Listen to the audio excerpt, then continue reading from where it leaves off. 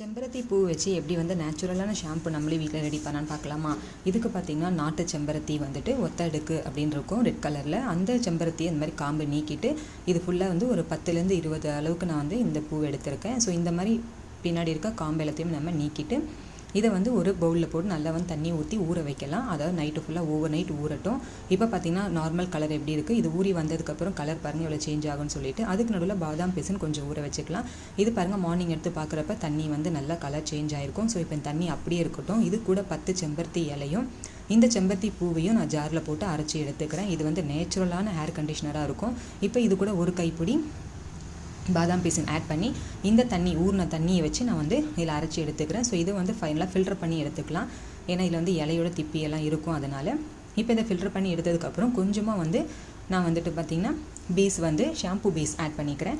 சும்மா ஒரு 2 ஸ்பூன் அளவுக்கு தான் ஆட் பண்ணுறேன். இப்போ பாருங்கள் நேச்சுரலாக வந்து ஷாம்பூவோட கலர் நம்மளுக்கு கிடச்சிச்சு. அதாவது ஹைபிஸ்கஸோட நேச்சுரல் கலர். இதை நீங்கள் ட்ரை பண்ணி பாருங்கள். மறக்காம என்னோட பேஜை ஃபாலோ பண்ணுங்கள். தேங்க்யூ.